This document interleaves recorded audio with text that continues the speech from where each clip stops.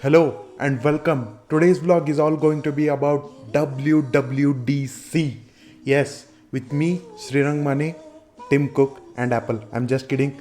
Let's just dive in and see what it's all about. Here is everything Apple announced at WWDC 2021, starting with iOS 15. FaceTime received a new feature in which FaceTime can be done with non-iOS users just by sharing links via web browser. They have introduced the spatial audio, which highlights the person who is speaking during a FaceTime call. New mic mode that cancels background noise while we are on the FaceTime call and puts our voice on the front line. We can also activate the wide spectrum mode to share the sounds in our background during the call. We can also enable portrait mode on a FaceTime call. In Messages, a new feature of Shared with You has been given, which allows us to view the content on a later date, anytime, anywhere, which has been shared with you in a conversation. To view photos in Photo Collection is also a new feature in the messaging app where you can view those photos in stack view. Notifications look and new notification summary has been introduced. New focus feature has been announced, which lets users to allow notifications only if the users allow and if they are time sensitive. This feature also lets the users know that you are busy or not busy and lets users to push notifications even through if it is super time sensitive. Maps now has begun showing 3D landmark view, new driving features and details in turn lanes, which makes easy to understand which lanes you need to turn and which lanes you need to stay on. Attention to detail has been given by showing the crosswalks and bike lanes. There is an update for transit feature which shows nearby stations and timings of arrivals of public transport. In Wallet, now you can store your key cards and ID cards. There are also new features to add car key cards as well as garage key cards to the really massive update.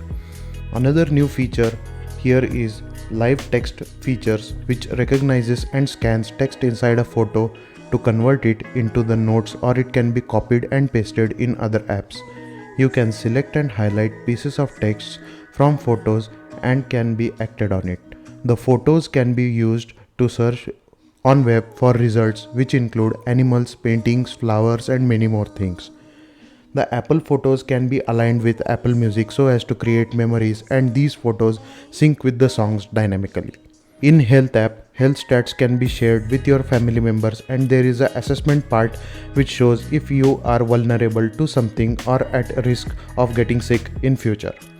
Privacy is, as usual, remains an important concern to Apple and shows when and where you have granted permissions to the apps. Siri has now been opened up to third-party devices so that other hardware makers can add Siri to their list of voice assistants.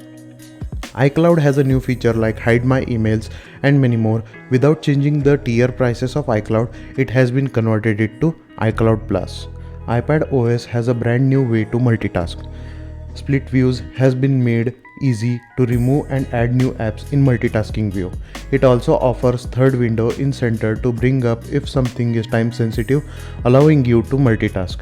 New shelf lets you to switch and see all open applications.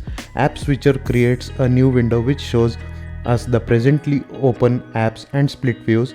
Widgets can be added anywhere on home screen, and larger widgets are also introduced. App library from iPhone has made its way to the iPad. Quick Notes lets you swipe anywhere and you can start taking notes instantly. watchOS lets users to add portrait mode photos to the home screen of the watch to make it more vibrant. Photos can be shared from your watch with just a tap. Dictations, scribble and emojis are new available features on watchOS. New workout modes are also available.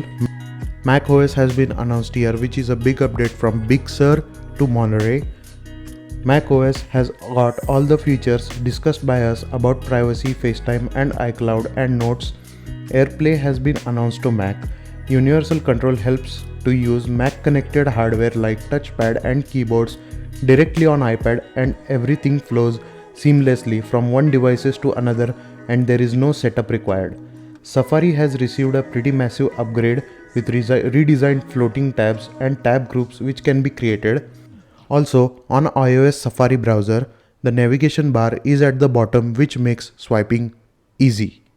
So I hope so you may have liked this today's video, and I'll see you tomorrow. Till then, ciao.